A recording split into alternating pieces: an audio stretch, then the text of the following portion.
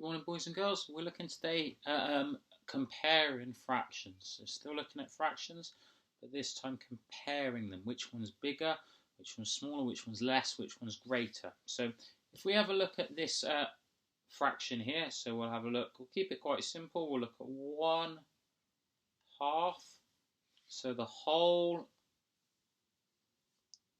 is divided into two equal parts, and we have one of those parts. Okay, and then we're looking at another fraction to see, is it bigger or is it smaller? So just to keep it simple, we're going to look at 1/3. So is 1/2 bigger or smaller than 1/3? So just below, I'm going to draw it so we can see we've got the same size whole. Okay, but this one is split into 3 equal parts, divided into 3 equal parts. So there's our whole divided into 3 equal parts, and we have one of those parts. So we've got one of those parts. Now straight away, when you look at this image, you can see which one's bigger. 1/2 is bigger, is greater than 1/3. Now thinking about how would we say this in maths terms? Well, we've got some signs we can put in for this. We know that this sign means equal, so it fits the same amount in both sides. That is equal. We know that if it's bigger on one side, we use this inequality sign. So you can see we can fit more in that side than we can that side. And if it's bigger the other side, we use this inequality sign. 1, 2, 5. We've got 6 in there. We can only fit 1 in there. So we use this, and the opening that is biggest means it fits the biggest in, the most amount, the greatest amount. That's the side that points to the biggest. So we have a look back to our 1/3. We know 1/3 and 1/2. 1/2 is definitely bigger, so we use our inequality sign to say that this side is bigger than that side.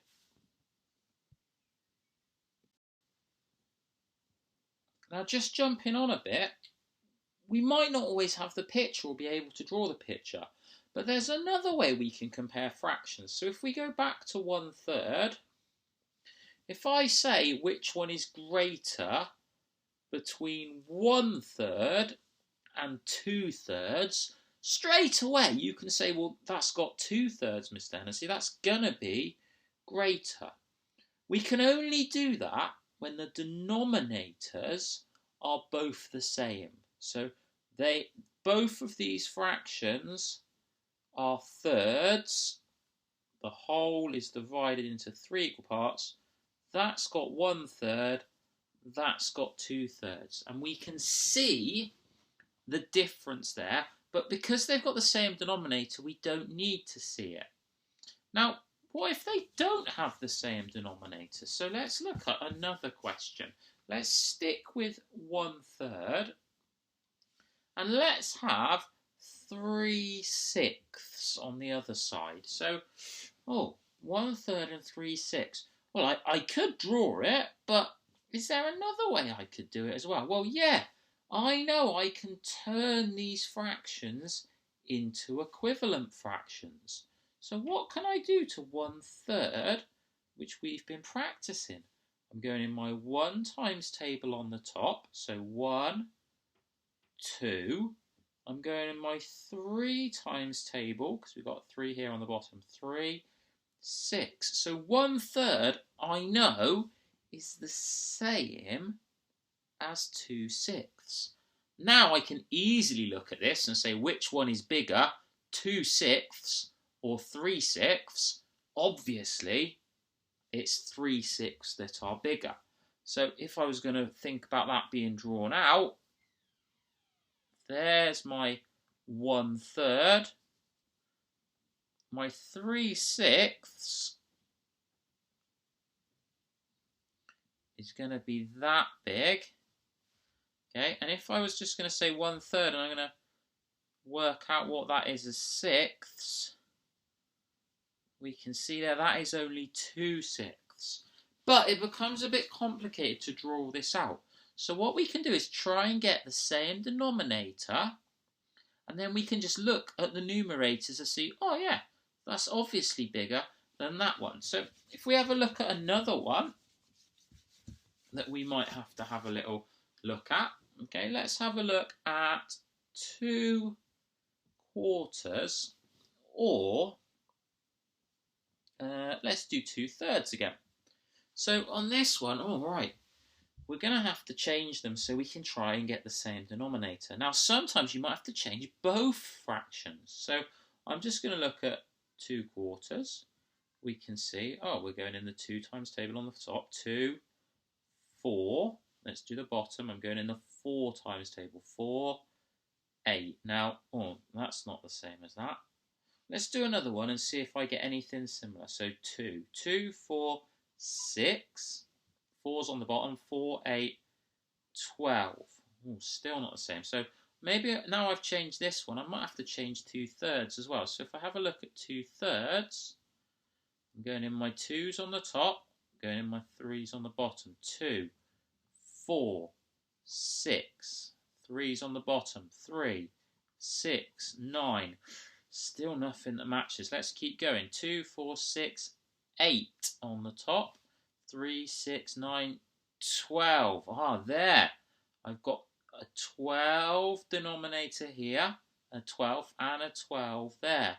So I can use my equivalent fractions to just swap them in. So this one is the same as 6/12. This one, 2/3, is the same as 8/12. Now I can look at 6/12 and 8/12, and straight away you can see that 8/12 is the bigger one. It's the bigger fraction, so my inequality sign goes in like that. On your Do It today, you're going to have a look at working out the inequality, the equivalent fraction. Work out the equivalent fractions using the methods we've been using to find a fraction or both fractions that mean you can just look at it like that. Okay, and I want you to lay it out just as we've done on the top. Have a look at the Do It questions now, boys and girls. Don't forget to pause.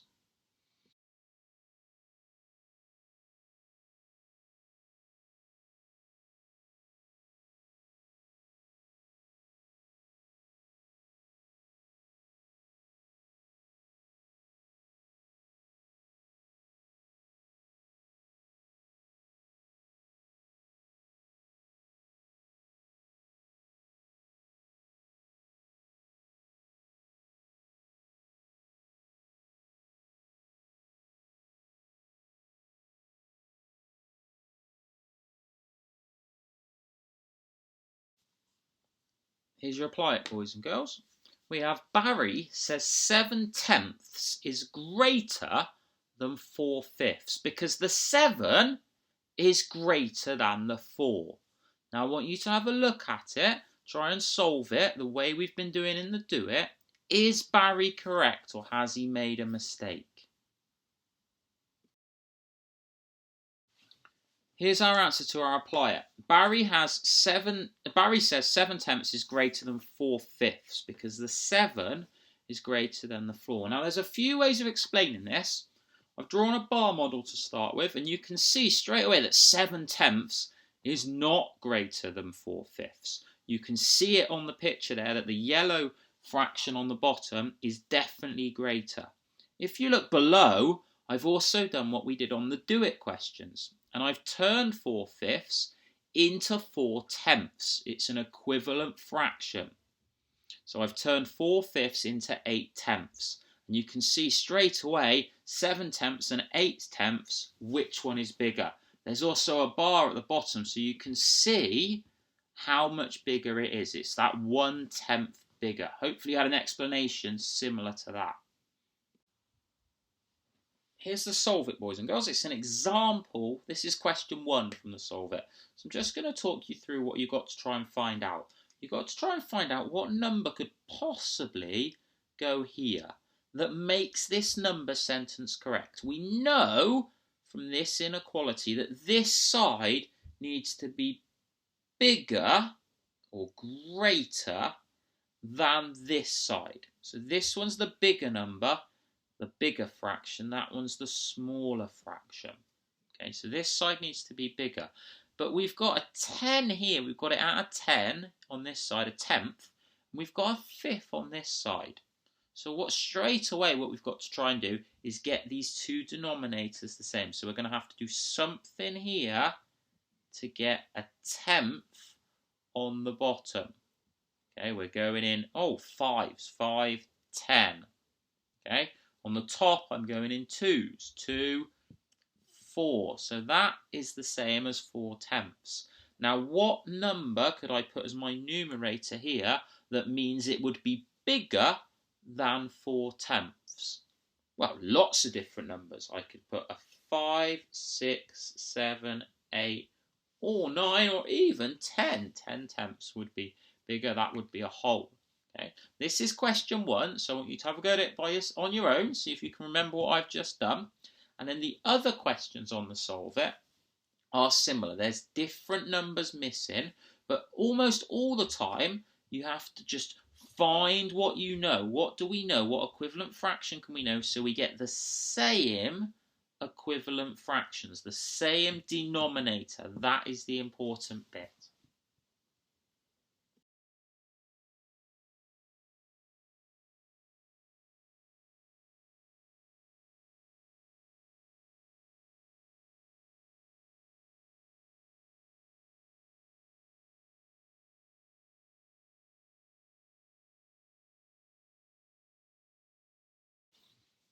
Here's the answers to the Solve It, boys and girls, and you can see that on 4 and 5, there's possible answers